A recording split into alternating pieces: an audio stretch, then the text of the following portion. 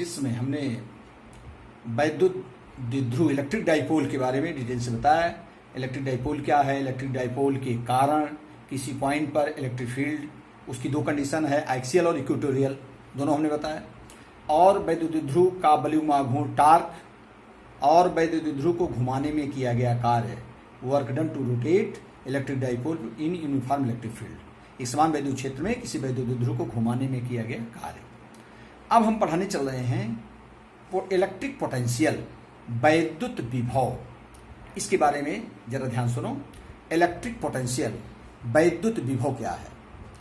वैद्युत विभव किसी एकांक आवेश को अनंत से वैद्युत क्षेत्र के भीतर किसी बिंदु तक लाने में किया गया कार्य जो होता है वही उस बिंदु का वैद्युत विभव कहलाता है। किसी एकांक आवेश को इलेक्ट्रिक फील्ड के भीतर, वैद्युत क्षेत्र के भीतर किसी बिंदु तक लाने में जो कार्य किया जाता है उसे उस बिंदु का वैद्युत विभव कहते हैं। अब जरा फिगर में इसको समझो। वैद्युत विभव,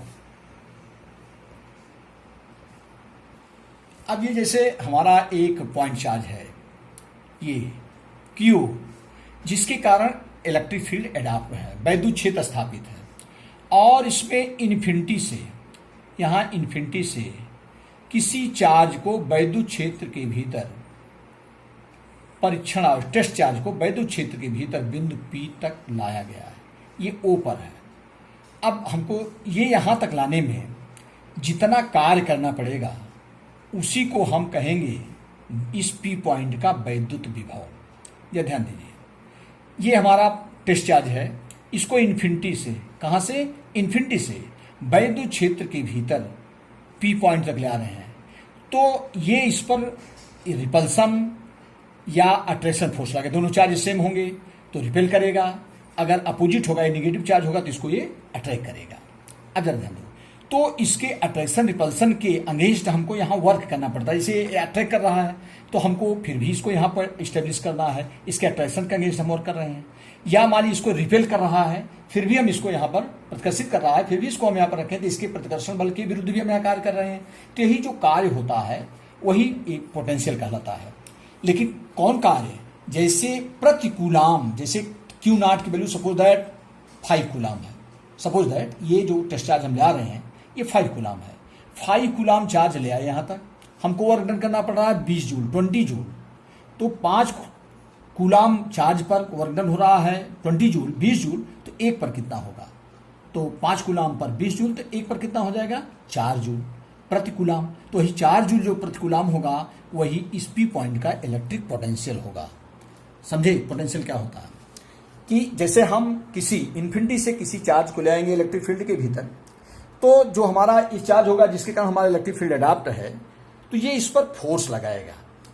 अगर अपोजिट चार्ज होगा तो अट्रैक्ट करेगा, तो रिपेल करेगा। उस रिपल्सन या अट्रैक्शन के अगेंस्ट हमें वर्क करना पड़ेगा।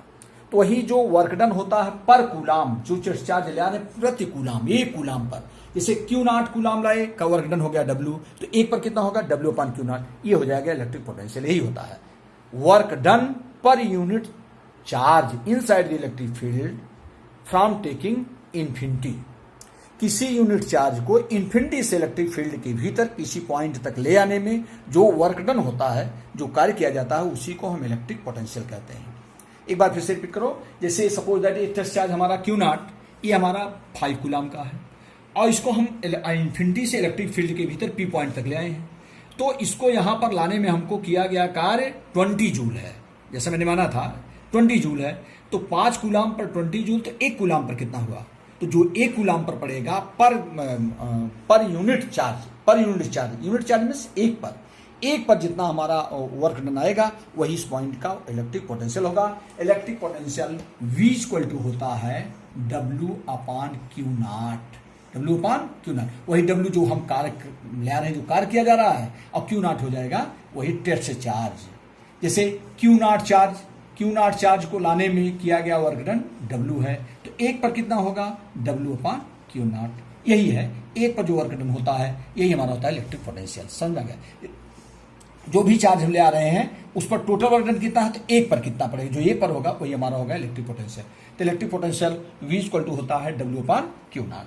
अब इसकी यूनिट Q0, इसको कहेंगे work done per unit charge inside the electric field at any point taking from infinity. किसी यूनिट चार्ज को इन्फिनिटी से, अनंत से इलेक्ट्रिक फील्ड के भीतर किसी पॉइंट तक लाने में पर कूलाम जो कार्य होता है उसी को हम कहेंगे, पर यूनिट चार्ज जो वर्क डन होगा, प्रति कूलाम जो कार्य किया जाएगा उसी को हम इलेक्ट्रिक पोटेंशियल कहते हैं। तो electric potential V equal to, इसको V से डिनोट करते हैं, V इक्वल टू W/Q0। इसकी यूनिट क्या होगी, इसकी यूनिट जो होगी ये हमारा हो जाएगा जूल। W की यूनिट क्या होती है, जूल, और बटे टेस्ट चार्ज की क्या यूनिट होती है, कूलाम। तो इसकी यूनिट हो जाएगा जूल प्रति कूलाम, या इसी को हम कहते हैं वोल्ट। जूल प्रति कूलाम को ही क्या कहते हैं, वोल्ट। तो एम के सिस्टम में वोल्ट का मात्रा क्या हो, सॉरी वैद्युत विभव का मात्रा क्या होगा, वोल्ट होगा। अब इसके जो है ये स्केलर क्वांटिटी है। जरा ध्यान दीजिए, वैद्युत विभव एक अधिस राशि है। धन पॉजिटिव चार्ज के कारण वैद्युत विभव हमारा पॉजिटिव होगा, और निगेटिव चार्ज के कारण वैद्युत विभव निगेटिव होगा। जबकि वैद्युत क्षेत्र में पॉजिटिव चार्ज है तो direction of the electric field outward side, और अगर नेगेटिव चार्ज है तो इनवर्ड साइड, क्योंकि उसमें डायरेक्शन चेंज होता है, because electric field is vector quantity. अगर वेक्टर क्वांटिटी है, उसका अगर पॉजिटिव चार्ज है तो direction of the electric field will be outside from the surface of the charge, और अगर मान लिया नेगेटिव चार्ज है तो direction of the electric field inside towards the surface of the charge. तो इस प्रकार से उसमें डायरेक्शन चेंज होता है। लेकिन इलेक्ट्रिक पोटेंशियल में अगर पॉजिटिव चार्ज है तो पोटेंशियल पॉजिटिव होगा, अगर नेगेटिव चार्ज है तो पोटेंशियल नेगेटिव होगा। और इसकी यूनिट होती है वोल्ट। वोल्ट से छोटी यूनिट होती है मिली वोल्ट, बड़ी यूनिट होती है किलो वोल्ट। इस प्रकार से होता है कि ये मेन है इसकी वोल्ट।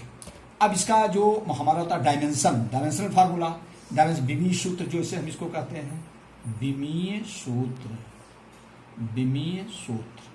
विमीय सूत्र इसका क्या होगा, या ध्यान दो, मैंने बताया है किसी फिजिकल क्वांटिटी का डायमेंशनल फार्मूला होता है जो उसकी क्वांटिटी का होगा। जैसे V जो है ये हमारा W और Q0 से बना, तो W/Q0 का जो डायमेंशन आएगा वही V का आएगा।